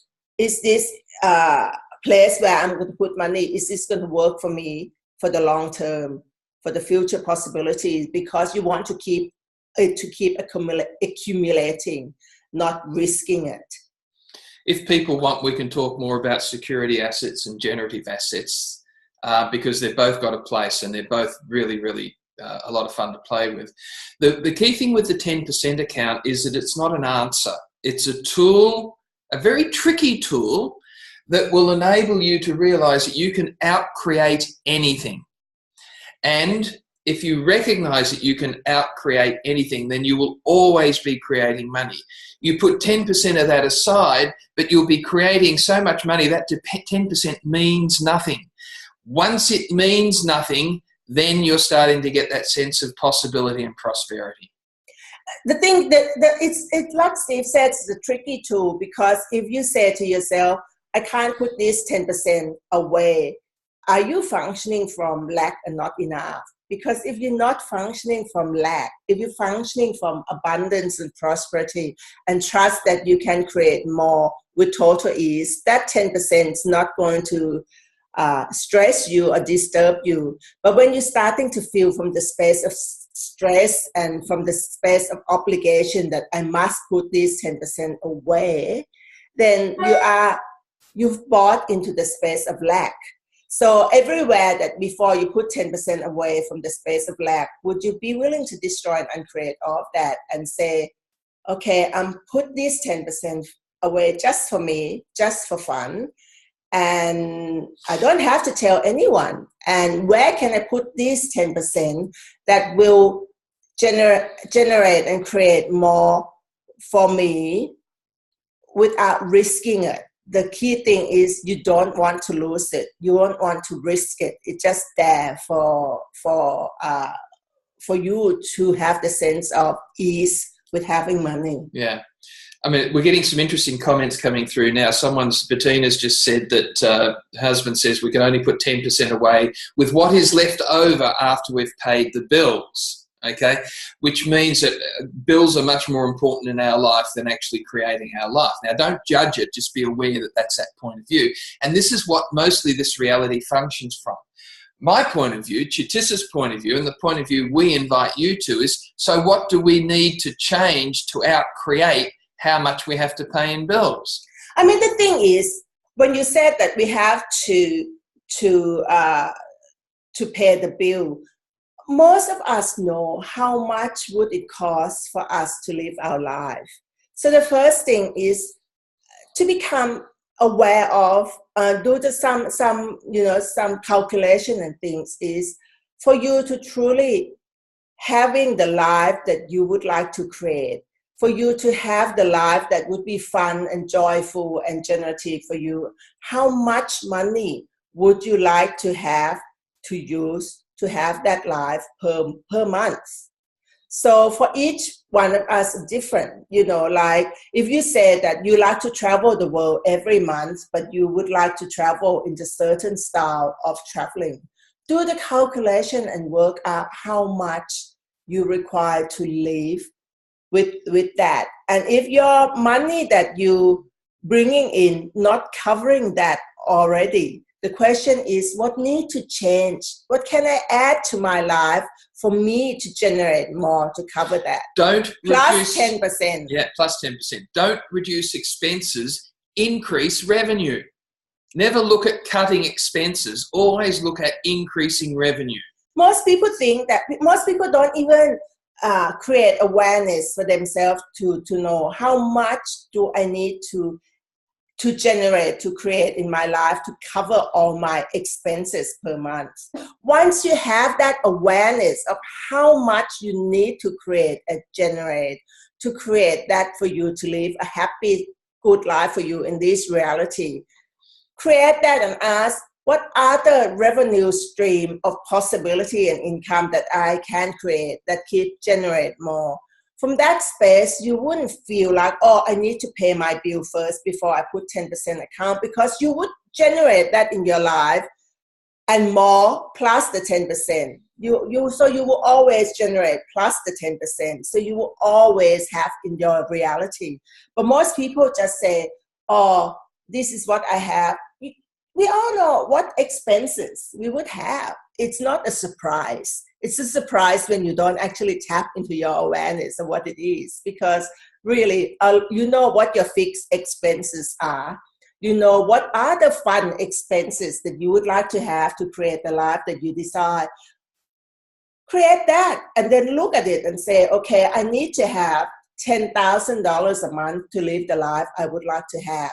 Therefore, in this 10 seconds, I need to create $11,000 for me to have that life. So what do I need to add to my life? What do I need to be and do different to create 11,000 to actually, the 1,000 will be put into your 10% account.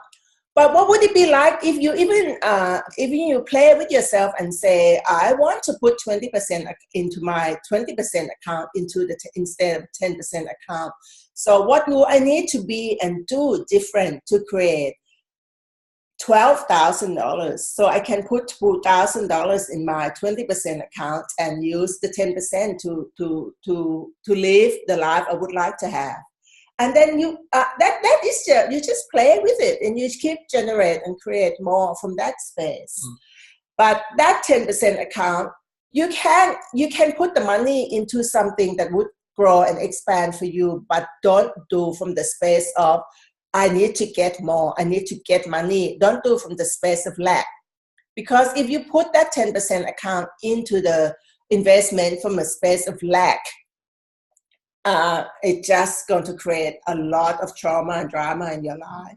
Has anyone ever wondered why it's not called the 9% account or the 11% account or the 10.5% account? Why is it called the 10% account? Because it's just there to get you to look at your point of view about creation. That's all it is. And it's not relevant whether it's 10% or 9% or 11%. My life will come to an end if it's not exactly 10%. It's just there to help you. Just recognize that the whole idea behind the 10% account is A, it's easy to calculate, and B, it's very much about what you're choosing to create, outcreate, and outcreate the outcreation, not focusing on the lack, the expenses, but focusing on the creation side of things. So everywhere that you misidentify, misapply the 10% account has to come from obligation, from proving, from a sense of lack, from a sense of not enough. Would you be willing to destroy and uncreate all of that, please? Right or wrong, good or bad, POC and POD, all nine shorts, boys and beyonds. What would it be like if you start playing with the 10% account from the space of possibilities, from a space of fun, from a space of generative, from a space of I can, just for me because it's fun for me. It would create totally different space. You just create a fun space for you to create 10% account and then start being in the question about, so where could I put this money that would be fun for me? It might be fun for you to put under your bed until you have, a lot of money. I mean, until you feel like, if at the moment you'd say, if I have $20,000, I will feel at ease with money. Then have it around you until you feel at ease with it, and then look at where can I put this money without risking it, and allow it to grow and expand for me with total ease, and then follow the energy and put the money there. Bettina, you asked the best questions, by the way. She says, what do you use the 10% for? You use it to change your point of view about money. That's what you use it for. Absolutely. You use to change the point of view about having money. It's about having money, not about spending money, not about trying to invest money. Because if you have obscene amount of money, you're not going to be thinking about money. As long as you're still thinking about money, you're still not having the sense of ease with money. Okay, so Bettina has also asked, do you invest your 10%? I mean, we do, but we look at that because what's better than having 10%? Watching 10% have babies. That's always quite cool. That's what we said. We invest. The word invest is invest in the thing that we can watch it grow and expand and compound. without losing that 10%, without risking it.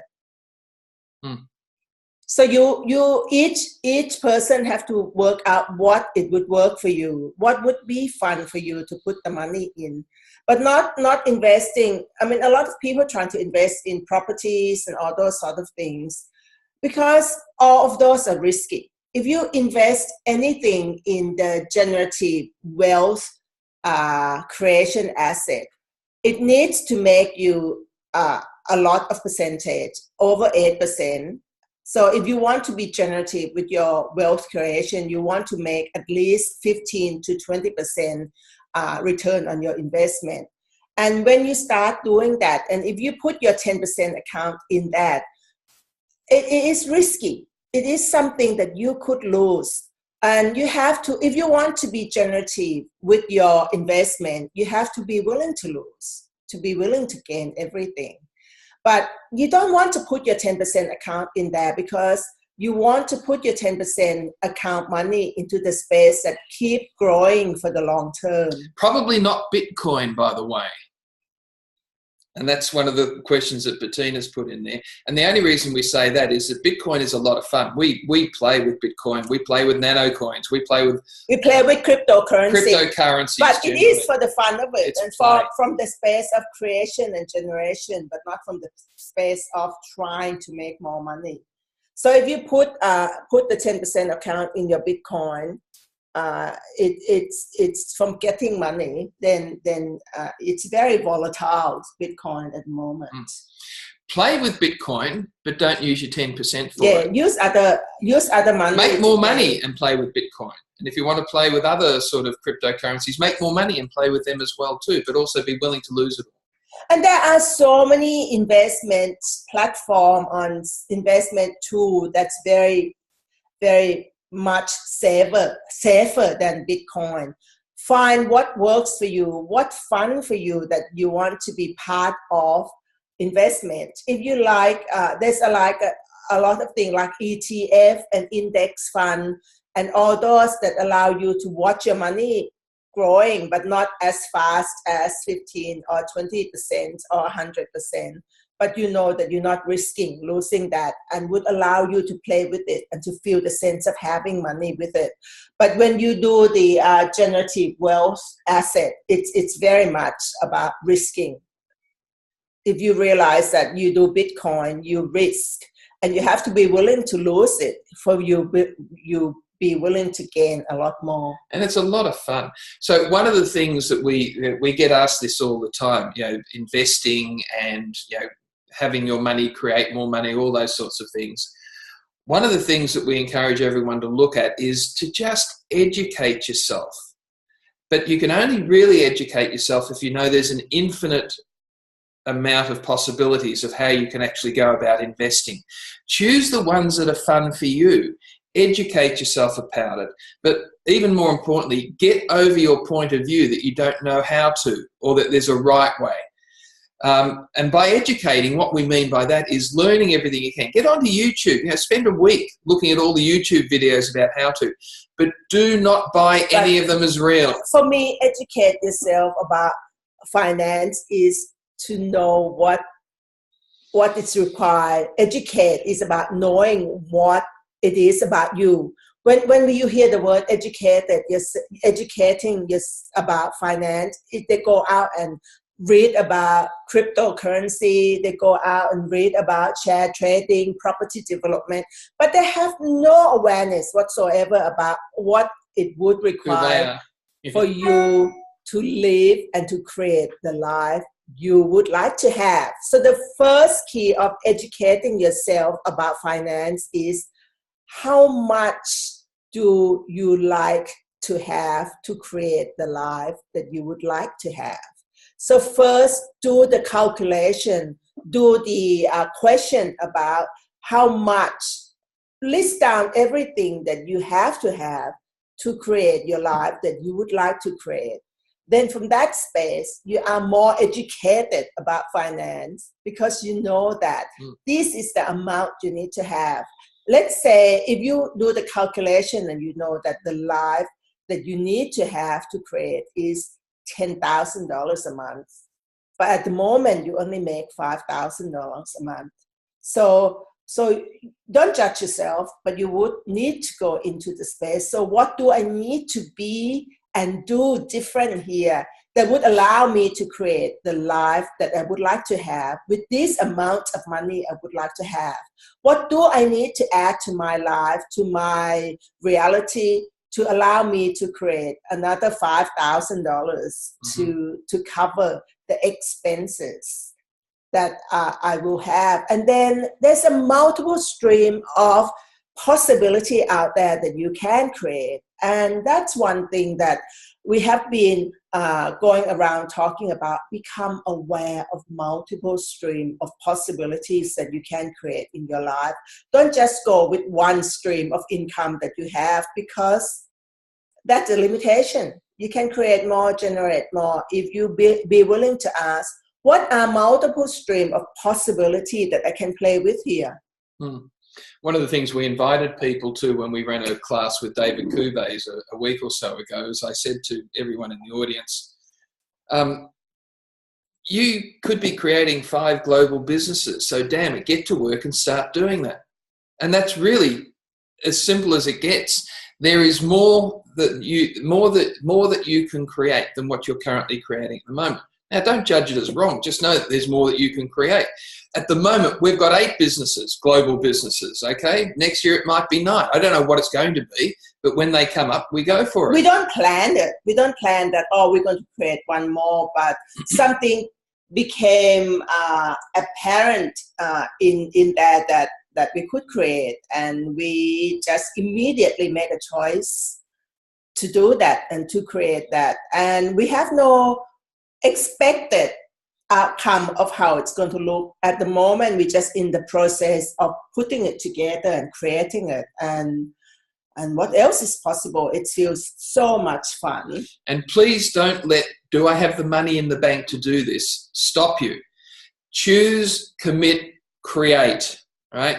Choose to set up whatever it might be, a business, and please destroy and uncreate everything you think a business is. You know, share trading can be a business. Looking at turning one of your hobbies into something that actually creates revenue could be a business. So it's all sorts of different shapes and flavors to it. But never wait until you've got the money to do something. Create it first and then out-create that by creating the money. It's one thing, like the good example was in Noosa, Australia, 2 weeks ago, we just had conversation with David Kuvays about, what would it be fun to create the space for people to be able to, investing in the night at the castle. So we created the things that we ran with him on the night of one facilitator class that allow people to buy one night of the castle, to have one night's accommodation in one the night castle. accommodation in the castle, or they can use that for the 3 nights in El Lugar. And so they just buy the ticket for the castle, so they get one night at the castle, and they came to listen to the 3 of us talk for 2 hours for that. And it's so much fun. And that just got created because, that would just be fun for the 3 of us. And so if we didn't plan it, it just, would that be fun? Let's create it. And the whole thing got created in less than a month. So, but I think, David, it's still allowing people to buy a night for the castle, or a project possibility is still happening to the end of December. So if you are interested in it, you can contact David or someone, or let us know and we find out how. Write to David. email David. Or no, we can find out if someone interested. Or Doris, if you know Doris. We can. Anyway, we can find out. the point behind this whole conversation is don't wait till you've got money till you create. Create and then out-create that by creating money. Otherwise, you'll always be waiting for the right perfect amount, whatever that is. And that's why most people only have a job. What if you had both a job and another business and another business and something else that created money, because that's all possible. And you didn't have to work hard.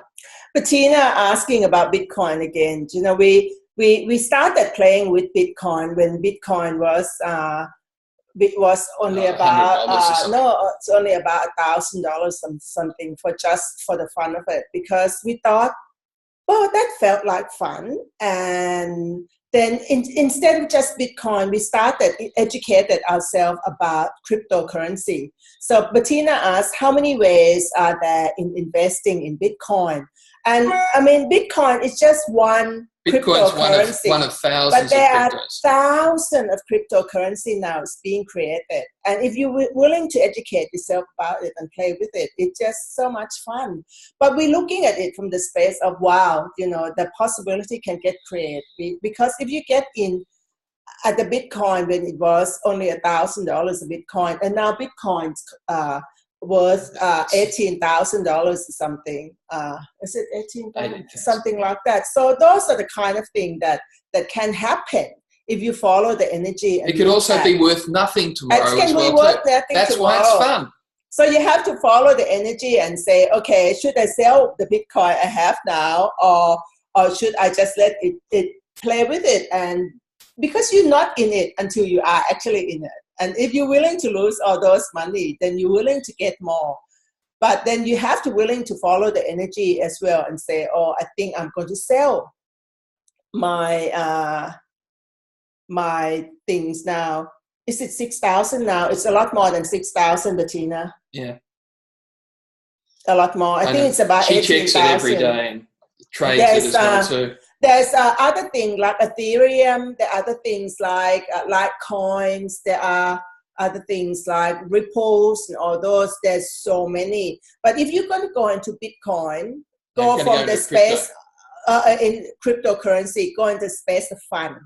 Not going to space of I want to get money or I want to make money. What's even worse than that is when you go into I've got to do it now, otherwise I'll miss out. Well, you've already screwed yourself royally at that stage. If you ever think you'll miss out, you then stop looking. So, for example, if you want to, I want to get into Bitcoin. It's $17,000 a Bitcoin now.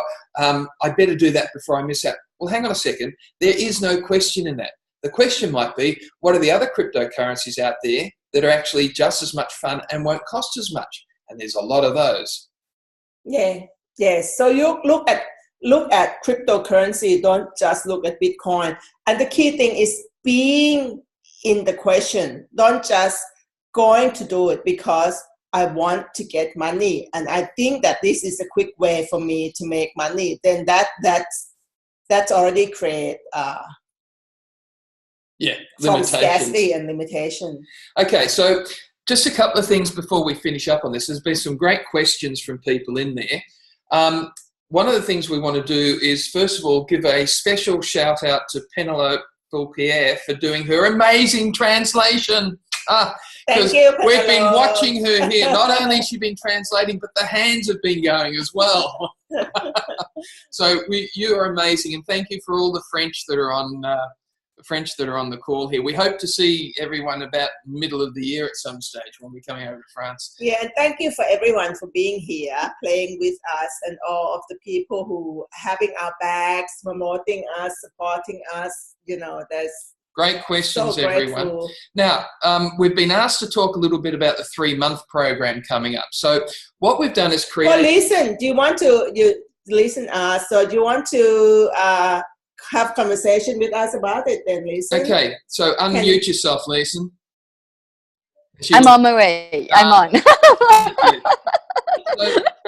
So the whole idea behind the 3-month program is that we were looking at what can we do to exponentialize assisting people to get out of scarcity and into prosperity and wealth.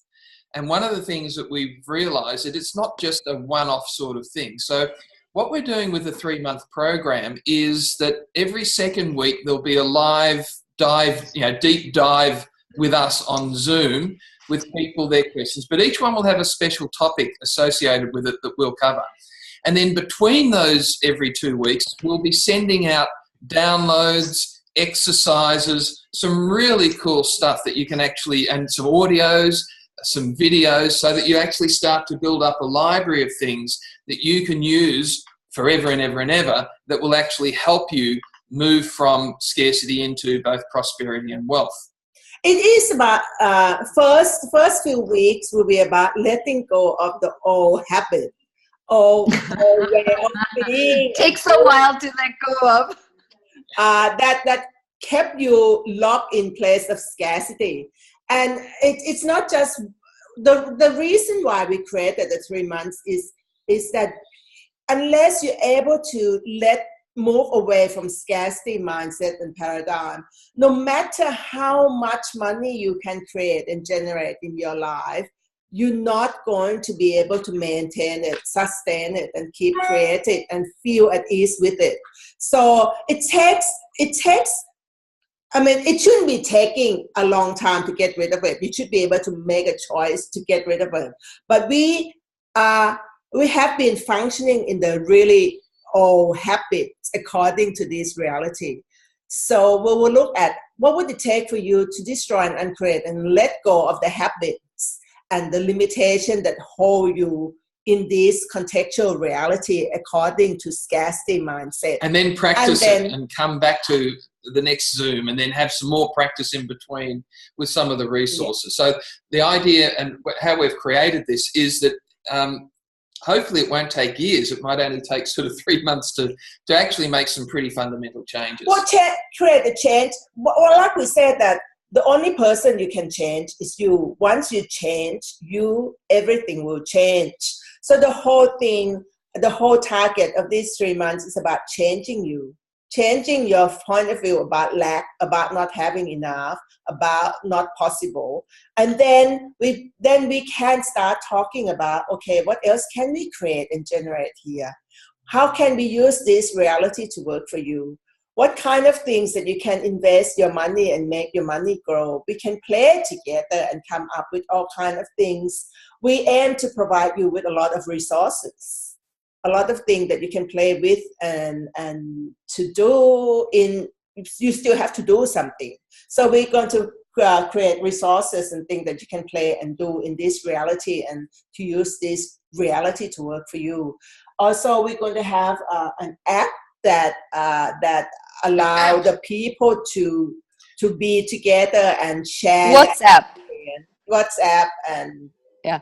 Maybe what else on top of the WhatsApp? I'm not surprised if you create an app, Jatissa, because you've done that several times.